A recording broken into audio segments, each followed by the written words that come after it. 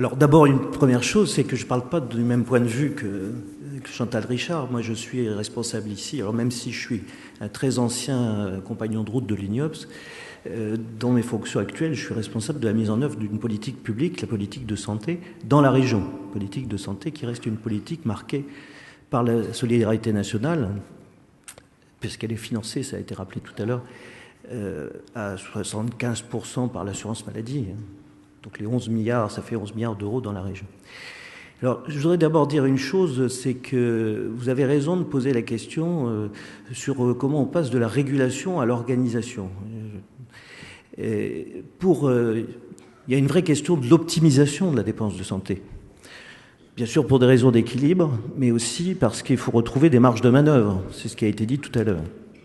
Et cette optimisation, historiquement, elle est passée par plusieurs étapes. On a d'abord cherché à réguler ce qui sort. Je vais donner un exemple qui m'est cher, c'est moi qui l'avais lancé, c'est on a essayé de maîtriser la consommation d'antibiotiques. Bon. Mais on atteint, d'abord il faut continuer, mais on a atteint aussi sa limite parce qu'aujourd'hui, les antibiotiques on les utilise quand on a une infection, mais aujourd'hui les principales affections sont des maladies chroniques et ça met en cause l'ensemble de l'organisation du système de soins. Et du système de soins au sens large, pas seulement le fait de soigner. Soigner, c'est aussi prendre soin, c'est ce que nos voisins britanniques appellent le care, c'est pas seulement le cure.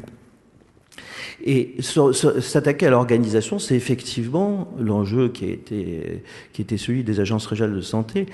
Et ça s'est traduit par un exercice de planification qui peut paraître parfois un peu technocratique, mais qui a été aussi démocratique, qui a consisté à mettre en place 3 schémas. Un schéma régional de prévention, pour définir l'offre de prévention, un schéma régional de l'organisation des soins, et un schéma régional de l'organisation médico-sociale. On a un peu 3 couches, si on voit les choses comme ça.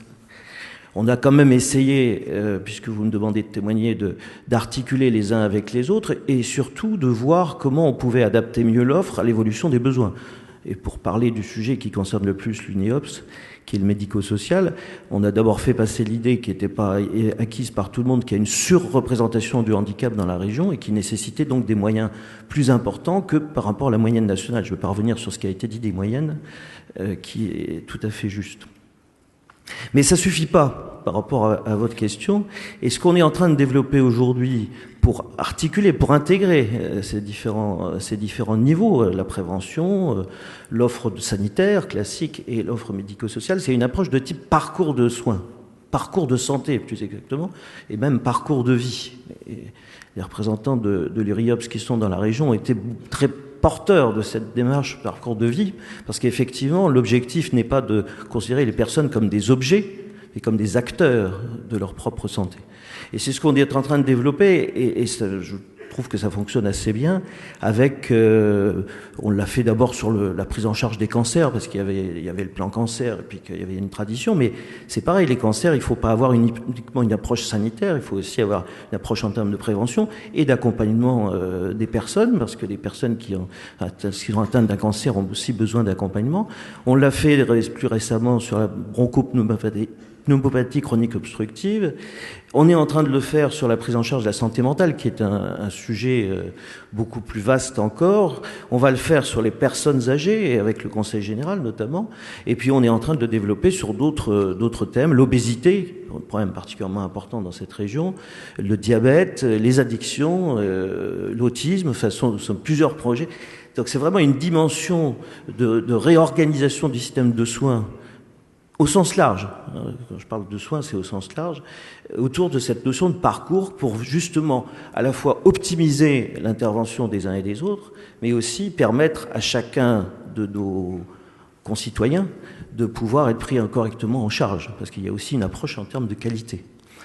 Alors, sur la prévention, parce que c'était une de vos questions, c'est un sujet qui est très cher à l'URIOPS, je crois, ici. Je le sais, oui, je le sais. Et je voudrais faire état d'une action, enfin c'est une étude, mais une étude tout à fait remarquable. Quand on a commencé le projet régional de santé, quand j'ai commencé le projet régional de santé, je me suis retrouvé face à une sorte de paradoxe. C'est que d'abord, nous avons dans cette région les plus mauvais indicateurs de santé de la France métropolitaine. Alors on me disait, on ne dépense pas assez pour la santé. Et en fait, c'est pas vrai. on dépense plus, alors peut-être pas pour la santé, on dépense plus pour les soins dans cette région qu'ailleurs. Donc il y avait une sorte de paradoxe. Et quand j'ai dit qu'il faut à la fois améliorer les indicateurs et maîtriser la dépense, on m'a dit qu'il y a une contradiction dans les termes. En fait, non. En fait, non. Et on a fait une étude avec l'INSEE pour expliquer cette surconsommation de soins, qui est importante, hein. Et elle s'explique quasi intégralement par 2 facteurs.